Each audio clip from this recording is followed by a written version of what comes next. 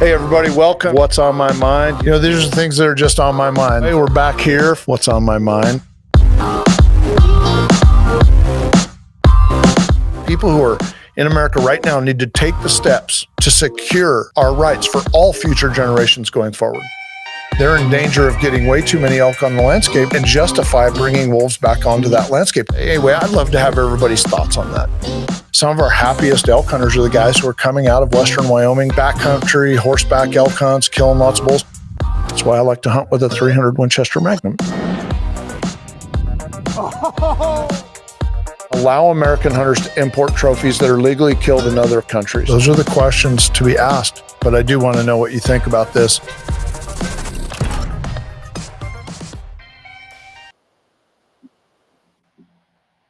Hey everybody, welcome to the Tuesday night show here. You're going to find out what's on my mind. I've got a great topic for tonight. We're going to talk about corner crossings. And if you don't know what corner crossings are, this is a great time to find out how to access millions of acres of land that have otherwise been closed off to the public. I'll cover that in just a second. Once again, I want to make sure everybody understands and is reminded that we are giving away 2 SOA Platinum Tag Service memberships. One on YouTube. When the YouTube channel reaches 15,000 subscribers, we are going to draw a winner and they're going to get a free SOA Platinum Tag subscription. All you have to do is be a subscriber to the page, like the shows, just hit the little like button and leave us some comments. Every time you like something, you're entered to win. Every time you leave a comment, you're entered to win. And being a subscriber, you're automatically entered to win. We'll draw that winner at 15,000 subscribers. And then on the Facebook page, we're going to draw another winner. When we have 100,000 Facebook followers, we're going to draw another SOA Platinum Tag subscription. All you have to do to be entered to win is be a follower of the page, comment on the posts, make sure you like these posts, the live shows. Every time you do that, every time you get engaged with us on these 2 platforms, you're entered to win. So without further ado, let's get on to corner crossings. There are millions of acres across the western United States, or the United States in general, that have been previously inaccessible to the public because they're landlocked. And some pieces of property are truly landlocked and you can't get to them, like BLM that is completely encased by private land. I mean, there's sections of it all over the West, but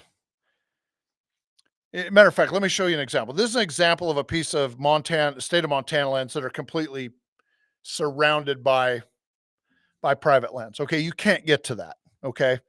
I don't know about that particular property, but unless the state of Montana has a public easement, that state land is there for the sole use and access of the private landowner that surrounds it. There isn't anything that can be done about those properties unless we can convince the landowners to buy it or to trade it for property that is publicly accessible, something along, a public right of way. But they really have no incentive. Those landowners don't really have any incentive to ever trade for or sell access or anything, because right now it's free land for them inside their private lands. There's really nothing. There's really no incentive for them. Right? Like, why buy it if no one has access to it anyway? So, but today's show is all about corner crossings. Okay. And this is where pieces of public land corner connect and access what has been until this time inaccessible. In some cases, laws that prohibit corner crossings and accesses, sometimes those laws were written originally to say you can't corner cross. Okay. And then along came 4 hunters from Missouri. Their names were Brad Cape, John Slowensky, Philip Yeomans, and Zach Smith. These 4 guys went out to Wyoming. I believe it was Carbon County, Wyoming, and they started corner crossing deep into the Elk Mountain Ranch. Now, keep in mind, they were only hunting on either BLM or state lands, and they were accessing by where 2 sections came together. There's a little point where the 2 sections touch, and they were going over the corner. And here's the case. So in 2001, these 4 hunters who were elk hunting on public land in Wyoming were sued by the owner of Elk Mountain Ranch, Fred Eshelman, for allegedly trespassing by corner crossing. Eshelman argued that the hunters violated his private airspace by stepping from one piece of BLM land to another, even though they did not touch foot down on his property.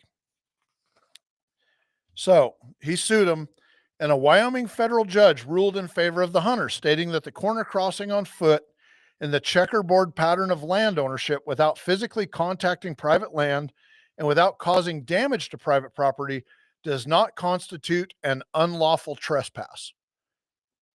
That was big, okay? But Eshelman appealed the decision to the U.S. 10th Circuit Court of Appeals, and a 3-judge panel upheld the lower court's ruling, affirming that the hunter's actions did not constitute trespass. This is significant, okay, because there's checkerboarded public lands, whether it's state lands, BLM, Forest Service, throughout tens of millions of acres of private property in the Western United States. This is land that has been previously deemed inaccessible, that all of a sudden is accessible. This is a precedent, okay? This ruling significantly impacts the value of Eshelman's property values because he has lost exclusive use of otherwise inaccessible public lands.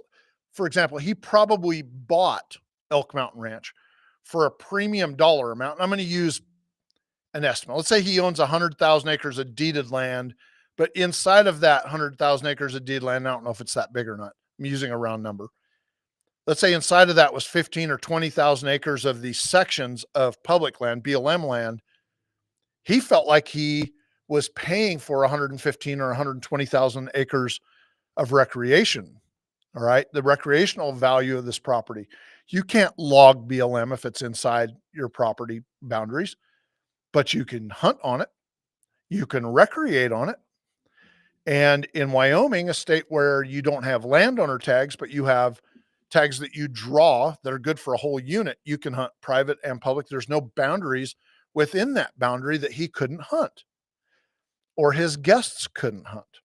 And now the public can corner cross deep into his property and hunt stuff that the public's never been able to hunt before by corner crossing. And incidentally, I saw a ladder that someone's making and selling it right now that is a really lightweight ladder that you actually take to corner cross, where two legs go on one side of the tip and two legs go on the other, to make sure that you don't ever actually set foot on the private corners when you go over the corner. I thought that was genius. Okay.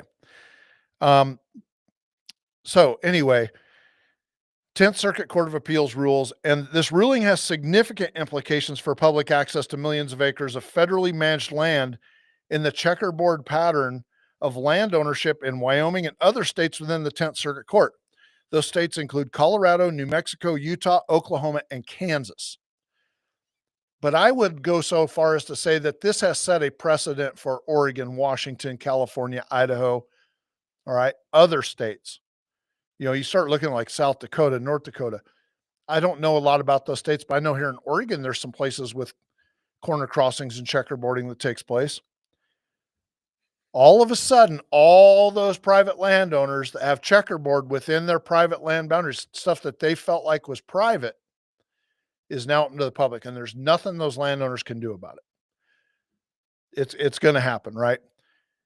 To be specific, the case has implications not only for the 2.4 million acres of corner locked land in Wyoming, but a total of 8.3 million acres of land within the 10th Circuit Court's jurisdiction. Okay.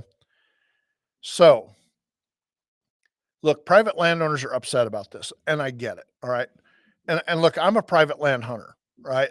I spend a lot of time on private land every year. I sympathize with private landowners, but I'm also a public landowner. All of you are. Okay. If you live in America, you're a public landowner. And if the federal government or the state owns private land,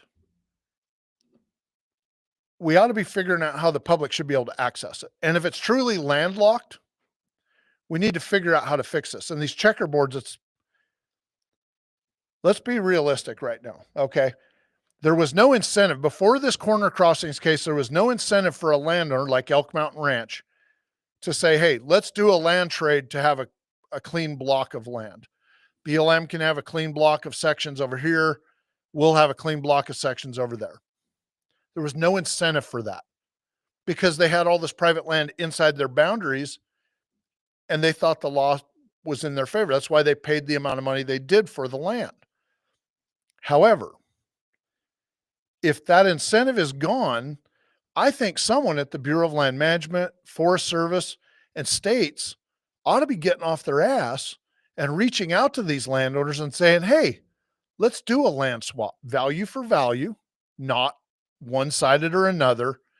Because the last thing this guy at Elk Mountain wants is hunters 10 miles deep into his private land, but on the public land checkerboard. Why? They wouldn't want that. So why not do a land swap? If the land is of similar value, create blocks of land that don't require corner crossing.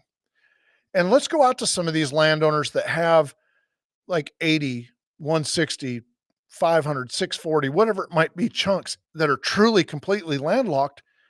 If the public can't access them at all, let's get with those landowners and figure out what's going to take to trade out of that. Or hell, you might as well sell them. I'm not a big fan of selling our federal lands or state lands to private ownership, but if they're completely landlocked and there's no hope of ever getting access to them, either for the government or for the public to use, why not sell them and take that money and use it to buy more accessible or truly accessible public access lands? Or do habitat projects on the land that we already have? Why wouldn't you? It's like basic business. Why wouldn't we do that? This is something that's on my mind, to see this land sitting out there that no one can touch, that's truly landlocked. The landowner does not have to give you access if there's no public easement. No way. And there's too many bad apples out there really in the general public to say, sure, we're going to let you drive through our big private ranch during hunting season to get up to that public land. We trust that you won't shoot any deer or elk on your way there. Wink, wink, right? Because they're going to. Those few bad apples are going to ruin it for everybody else. But let's get off of the lazy horse and start doing some work and getting with these landowners and saying, hey, let's do some land swaps. Let's get at land that is accessible for the public or more accessible for the public. Let's get rid of these checkerboards and have the same amount of acreage easily accessible to the public. It seems like it would make sense to me. I don't know. Sometimes common sense and bureaucrats don't go hand in hand. We see that every day. So, but I guess that takes me to, look, if you're going to corner cross, if you're going to be in areas with lots of checkerboarded land, and you got to remember, sometimes there's no fences. Okay. I'm going to tell you right now, download Onyx, Farwide, or any of the other mapping apps and make sure you know exactly where you stand. When your feet hit the dirt, it's your responsibility. They do not have to post their property. You do not have to have a fence. I don't care what anybody says. The laws in most of the Western states are very specific. You have to know where you stand. It is your responsibility. And if you're standing on someone else's property and trespassing, the stupid excuse does not fly. Especially with today's smartphones and apps, they have GPS capability. They will tell you exactly where you stand. All right. Download the map. Make sure you know that when you leave a public right-of-way or roadway to access either public or private lands, that you know exactly where you stand. Accessing public lands is encouraged, but trespassing is unacceptable. I'll go as far as to, I guess, talk about an example. We just had somebody that we caught him on trail camera, live view. We put out a tip line, $1,000 reward for whoever, the guy was shed hunting, packing a big old stack of sheds out of a piece of ground that we like to, recreate ourselves. It's our land. We get that, that's ours. And this guy decided to trespass. He got arrested today. All right. Cited for trespassing and theft. And his trespassing was unacceptable. Had he said, "Oh, I didn't know I was on private land," I'd have called BS because he stepped right over a no trespassing sign, climbing out of there, walked by. I mean, the place is posted. He knew exactly where he was. He didn't fight it. He actually confessed to it today, whatever. But once again, accessing public lands is encouraged. Do it. Get outside, access those public lands. But if you do not have access to private property, do not trespass. It's unacceptable. And there is no excuse for it today, just simply because everybody's got a damn smartphone now. Everybody does. You download the app, you know exactly where you stand. So let's take this conversation even one step further. Let's say you're going to go hunt an area with a checkerboard and you're going to be corner crossing. I would tell you that I would reach out to the landowner and take their temperature. Let them know, say, hey, with the old corner crossings case, we're going to take advantage of that. And we're going to do some corner crossings. You know, are you guys going to be out there hunting? Maybe just try to strike up a friendly, conversation. If I personally feel like most landowners are pretty nice folks. Hey, that is public land. Yep. We saw the court case went through. Yep. That's not our land. That's public land, and you can corner cross all you want. If they're super friendly about it, you might get tips from them. Well, yeah, you wouldn't believe all the elk that are up in that place, or hey, I'd come in from this direction, or you may get. You're always going to get more flies with honey than you are. It's human nature, right? Most landowners are good people. Now, if they're not friendly, well, too bad, so sad. The law's in your favor. The court has ruled. But I think that if you have those conversations with these landowners, we might even find that some of the stuff is all of a sudden going to be open to the public. Like, hey, maybe you find corner crossings that isolate off a piece of their private ranch. Maybe it's only a few hundred acres or 1,000 acres or something. And if they've got 20, 30, 40,000 other acres somewhere else that are blocked up, you might get permission to hunt the other 1,000 acres. They might be nice folks like that. You don't know until you have the conversation. Don't assume that landowners are always going to say no. It's worth it to make a phone call, stop by and knock on a door, present yourself professionally or proper, polite, maybe offer to fix fence. Back in the day, that was a big thing. Folks would go out and offer to fix fence, do work, earn their access onto the private land. If you see a big garbage pile that someone's dumped, say, hey, I know somebody dumped some garbage. I stop in just and clean it up, and then stop in and say, hey, I picked up some garbage. May preemptively do something. Look to get in the good nature of landowners. Don't just assume that they're jerks because they own a bunch of land. And yeah, look, access is a lot more difficult now, especially with the value of hunting. A lot of outfitters and guides have leased up a lot of the premium private ranches. A lot of families out west, they access their lands during hunting season, but there's still a lot of land that's out there and available for, permissions. I noticed the guys at the Farwide platform, Steve Raymond and them, they actually started at farwide.com. You can go in and you can actually see properties that are for rent or lease, cabins that are for rent. People are starting to open up some of their properties. Yeah, for a little bit of revenue, but some of it was pretty inexpensive that I looked at. So I feel like a lot of people have just dismissed private landowners as, oh, there's no way they're going to give us access. Look, that's the case a lot, but it isn't the case every time. Give landowners the benefit of the doubt until they tell you otherwise. And once again, take this information with you when you go in the field. As a matter of fact, you can go print off the 10th Circuit of Appeals, case. You can put it in your backpack with you. And if someone within those states tells you, no, you can't be here, you can break out your Onyx map and say, I corner crossed from this section to this section to this section. I am legal. 10th Circuit Court of Appeals ruled in our favor. I'm not getting a ticket today. And like I said, most landowners already know about this. It's been a major conversation piece in recent months. Backcountry hunters and anglers, they've been really working hard on this. These 4 hunters from Missouri, I mean, man, They went through the ringer for everybody else. Those 4 guys in the month of Easter, those guys were crucified for everybody else, but they came out the other side, and they're not guilty, and they're not liable. I mean, I'm sure they took on massive financial hardship over it, but you know what? They broke the ground for everybody else. Everybody owes them a deep, gratitude for them breaking that wide open in the Western states for hunters that want to access BLM and the checkerboard. I'd love to know how everybody else feels about checkerboarding, corner crossing. Let me know if that's something you've ever done in the past, or if you're going to, if it's something that opens up new hunting opportunities for you. Look at your maps. See if the area you've been hunting that otherwise was private is now maybe open for you. Check it out. But drop us a comment below. Tomorrow night's show, going to be a real special one. I got asked by somebody if I would talk about camo dreams.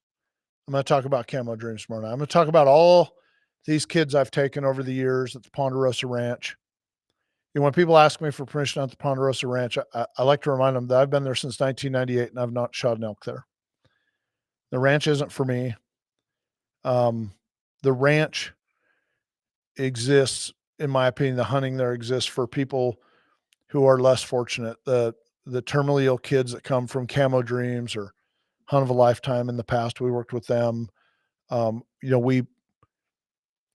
wounded veterans, A Hero, Freedom Alliance.